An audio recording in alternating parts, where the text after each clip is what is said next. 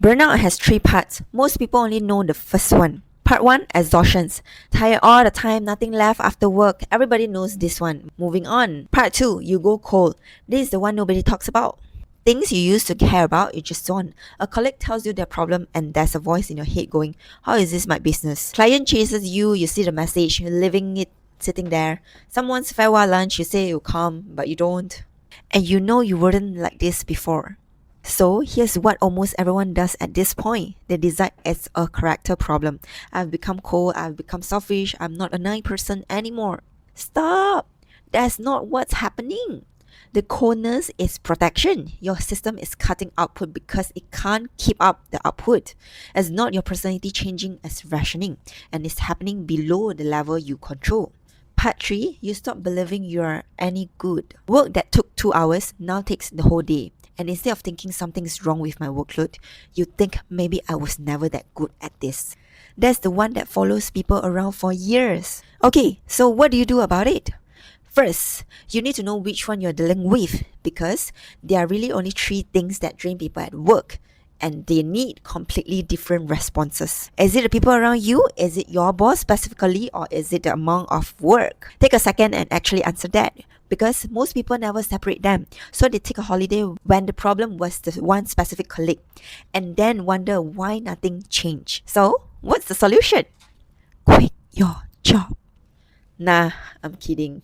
I mean, sometimes, eventually, maybe, but that's the last move, not the first one. And you don't need a psychologist to tell you to quit, right? Here's the actual first move for each one. If what's draining you is a group, the gossip, the complaining, the lunch table that's 45 minutes of everyone unloading on you, you don't have to fight them and you don't have to leave. You just have to stop volunteering to be the bean. 2 things.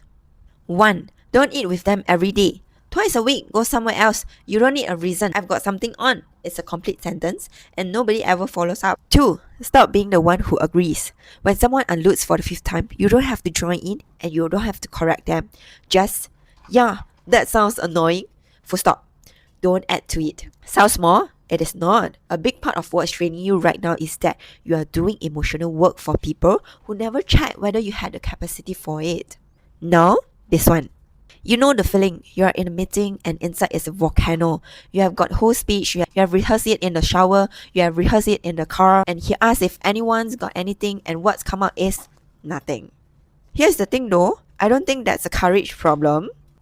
Look at what you have been trying to do. Say something difficult, leave in front of a group with no notes, with about 4 seconds to decide to the person who writes your review. Nobody performs well in that format. Not you, not me, not the loudest guy in the office. That's not a personality flaw. That's just a terrible venue. So, change the venue. Step 1, book the slot. 15 minutes, not in a meeting, not in a corridor, not on WhatsApp at 10 p.m. Put it in his calendar. A quick one, 15 minutes. That one move changes everything because now he arrives expecting a conversation instead of being ambushed in front of 5 people. Ambushing your boss is the fastest way to get a defensive answer. And a defensive answer is a no. Step 2, write down first. Actually write it. And your phone the night before, 3 sentences in this order. The fact, not the feeling, the client call prep is taking me about half of Tuesday every week. The effect, which is why the reporting has been slipping to Thursday. The ask, one specific thing. Can we ask them for an agenda a day ahead? Fact, effect, ask. 3 sentences, read it off your phone if you want. Nobody in history has thought less of someone for looking at their notes. Now, notice what's not in there. Nothing about how you feel. No, I'm overwhelmed. No, it's not fair. No listing of everything he's done since 2023. Not because your feelings don't matter. They do. I would spend a whole sessions on them. But in that room, feelings get heard as complaining and facts get heard as information. You're not being fake. You're choosing the version he can actually do something with. And here's the part I really want you to hear. Your boss is not sitting there knowing you're drowning and enjoying it. From where he sits, your work has been arriving on time every week for months. As far as he can tell, the system is working. You are the only person in that building who knows it is not. So telling him isn't complaining, telling him is the job. Most bosses would much rather find out in month 2 than lose you in month 14 and have to explain to their boss why. Go and have the conversation. Just have it in a room with 50 minutes and 3 sentences you wrote the night before. Third one, it's just too much and I know exactly what the problem is here because it's the same for nearly everyone I see. You are paiseh. You don't want to trouble anyone. 不好意思麻烦人家. You rather stay back until 9 than ask someone to take one thing off your plate. So, let me ask you something. The people who keeps passing you their work, are they paiseh?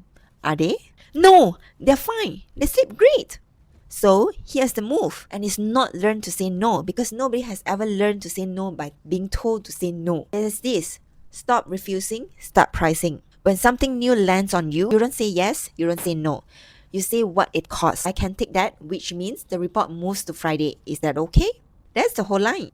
You have not refused, you have not been difficult, you have just made the trade visible. And now the decisions belongs to them instead of quietly costing you your evening. And here's what will surprise you.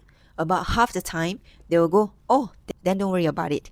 Not because they are kind, because they genuinely didn't know it cost anything. They weren't being unreasonable, they just couldn't see it. One more thing, and I'll be straight with you.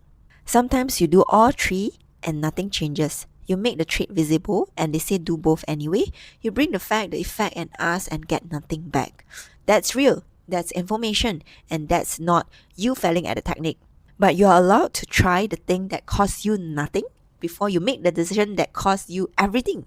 Most people do it in the wrong order. They carry it for 2 years and quit on a Tuesday with nothing lined up. And if it's more than 6 months or you can't even tell which of the three it is anymore, that's not a video problem.